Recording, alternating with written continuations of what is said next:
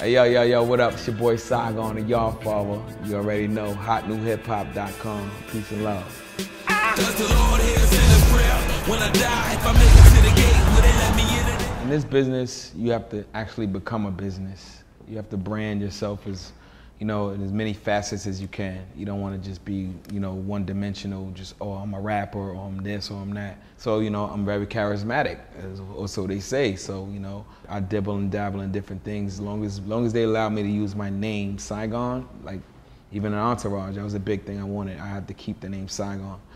And with Love and Hip Hop, they wanted, oh, Brian, no, Saigon. Like, keep my brand going, because now I got Entourage fans, I got hip hop fans, and I got reality show fans who might not be the sharpest knives in the drawer, but they're aware. Creating awareness of your brand is what I'm about. Yeah, I did some scenes in the movie. Hopefully they make the movie. You never know what's gonna make a movie, because when we were doing the show, I did scenes with T.I. that didn't make it. You shoot a lot, and then it got to go through Doug. Then it got to go through Mark Wahlberg. Then it got to go through HBO. So I did some scenes with, I can't really say too much, but we did a lot of funny stuff. And Lord willing, when the movie come out in June, my scenes are still in there. I don't want to call Doug right now and be like, did I make it? And he'd be like, Saigon. So I'd rather just see it when everybody else see it. You know what I mean? I hadn't really watched that show before I did it. I had, when you channel surfing, sometimes I would watch a few minutes of it and then go, oh, this is some crazy, and then keep it moving as soon as the commercial come on. But when I was actually doing it and I was in it, it was new experience. I quit in the middle of it. Okay. But because Mona, I was signed a Violator when Chris was alive. God bless Chris Lighty, and Mona was working up there, and Mona was like, "Come on, you can't quit." And first of all, it's not professional. Number two, I wasn't realizing the extent of what I was signing up for when you do reality TV, because they tape you for 6 months. They tape you for half a year, so that's a lot. And the girl who I was up there with, she had never did no TV or nothing. Now I'm used to, having attention, and she couldn't deal with the attention. So when they started giving her makeup artists and sending her cards, giving her her own security, she started to believe she was a star, And that caused a rift between me and her, because I'm like, our son is on here. Like this is a drama-based reality show. But she wants camera time, so she realizes the more drama she creates, the more camera time she gets. And now she's trying to compete with the other girls for camera time. And I tell her when I brought her in, mind your business. We don't worry about, you don't know these girls, stop trying to make friends. We're here with our son, and we're gonna do our own little thing. And she said yes before she signed the contract, and then as soon as they had her, and then they got her drunk every time. It was time to shoot. They juice her up, and then she's up there talking out the side of her neck. Me and her argued more on that show than we ever argued in real life, ever. We didn't even communicate that much in real life to argue that much. And as soon as they put a camera on her, she got a safe face. I'm going on TV, so she started in there, and she realized the more you argue, that's what they're looking for. So she used to come to me, the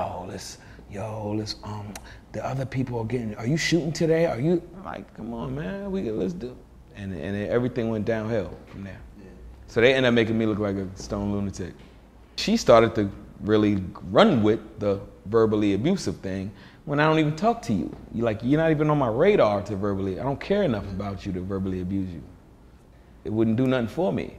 Usually when somebody is abusive in any aspect is because they care about somebody so much and they don't know how to deal with their feelings. When you don't care about somebody, you don't even care to talk to them. And that's what we had up until I did the dickhead move of bringing somebody that I didn't know on television. She's 37 years old on Instagram showing her butt cheeks. So now she's like, I'm gonna turn this into a booty modeling career. I told her, unless you're trying to be in the Guinness Book of World Records for the oldest booty model, it's pointless. Right now you're beating Buffy to body. Buffy retired at like 35. It's too old to be showing my butt cheeks. Erica's just getting in it. So it's like you're moving back, you're going backwards. You're in your third childhood. We have a son. I couldn't imagine seeing my mother bent over with a thong on. I couldn't see that. So when we're in a day and age when you put something on Instagram, it doesn't just belong to you, it belongs to the world. If they let me in the editing room, yes. If they let me be in there while they doing the edit, yes. Which they won't allow. I think only Yandy is allowed in the editing room. And they don't pay enough. Like, if you look at the numbers they do compared to what the people get paid, they you know, it's real pimp and hoe shit to the core. I was one of the highest paid guys on the show, and I negotiated that before I even went on there. So I was making like 8 times what Erica was making. Squid Ink is gonna be probably the Def Jam of digital labels because we're first at what we're doing. You know, and that's why we built in Hip Hop My Way. Hip Hop My Way is an incubator for Squid Ink. HipHopMyWay.com, HipHopMyWay.com, go check it out. It's like, what we're doing is like, it's a breeding ground for new artists, you know what I'm saying? So they can have their own platform. These artists that can't get on Rap Radar, they can't get on Hot New Hip Hop, because you guys are on the moon, which is good, which is great. But at the same time, when you're at the starting level, you might have more talent than all these guys is platinum, but no, you might not ever get a break because you never got that break. You never got lucky enough for somebody to hear your music.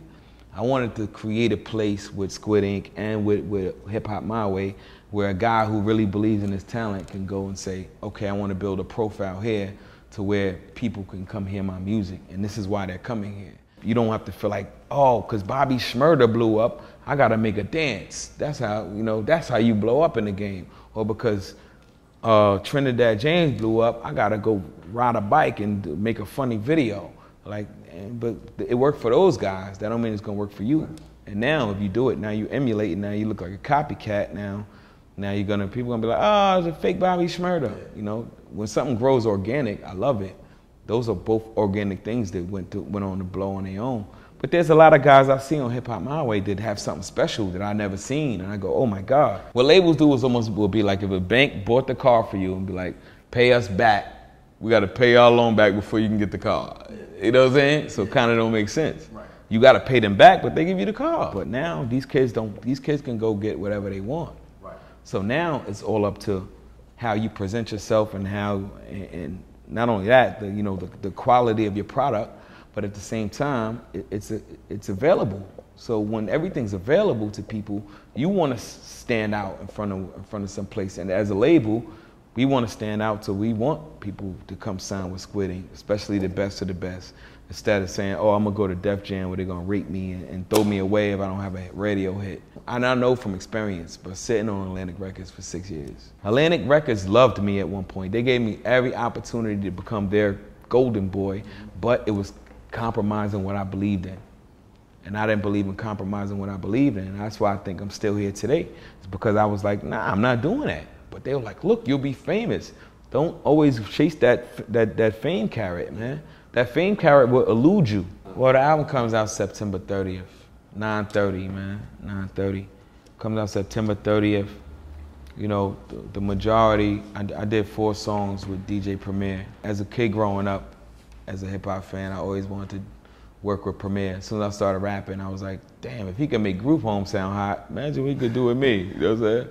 He had these motherfuckers in a classic album with these motherfuckers couldn't even rhyme words together. When I was growing up, every dope album, every classic album, from Ready to Die to Illmatic to Reasonable Doubt, you know what they all got in common?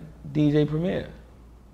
They always got DJ Premier. So even though Just Blaze is there on the helm, I'm like, okay, I made a whole album with Just Blaze. It's not gonna surprise people to hear me and Just Blaze go in and make dope records, because we've been doing it. We've done it 10 times, you know what I'm saying? So I want to go work with DJ Premier, and I want that vintage Premier. And when I went with Premier, I said, give me something you would have gave Guru, God bless it, God bless. Give me something that you would have put on a Gangstar album, you know what I'm saying? And the shit that we did is impeccable. I think when people hear the work, it sounds current and vintage at the same time. And Just Blaze is the overseer. I don't put out nothing without Just Blaze stamp. Like Just Blaze, I didn't even get a beat from Just Blaze on this one. I got a song called Mechanical Animals on the album. And it's like, it's 4 generations of hip hop on one album. It's 80s, 90s, 2000, and the 2010s. It's G-Rap is on it from the 80s. You know, he's in the 80s era. It's Memphis Bleak, who really came in the 90s and with Jay-Z and Rockefeller is me. I came in like the 2000s, and even though, I didn't, I did what I needed to do to even be here doing this interview. So my name is in the hip hop Bible. They write a hip hop Bible, Saigon's gonna be in there somewhere. I might not have my own book, but I'm gonna be in somebody's book. You know what I'm saying? And there's my man Little Bibby from Chicago, representing the Now, who I think is the dopest kid now, right now. Bibby pays a lot of attention to lyrics. He pays a lot of attention to switching up his flow. He pays a lot of attention to cadence. He pays, like, that kid is gonna be here for a while. I'm a student of the game, man. I'm such a student of hip hop. I've figured this shit out. It's like, I know this shit in and out. I know when a guy's gonna last. I know when he's not gonna last. I know when a guy has staying power. I know. As soon as I heard Drake's first song, I told people this guy's gonna be around for a long time. You think Shmurda can stay around? No. Honestly, you know why? It's hard to hit that hard and recreate that hard of a hit. When you hit the top that fast, there's really nowhere to go but down.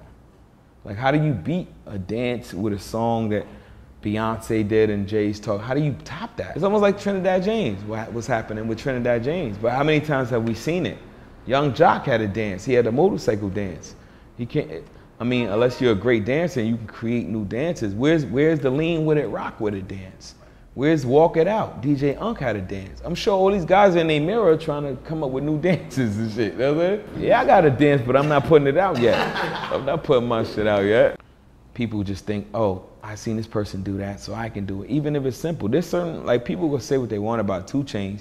2 Chainz is one of the most innovative artists out there on the low. He's so smart, he knows how to play dumb. You see what I'm saying?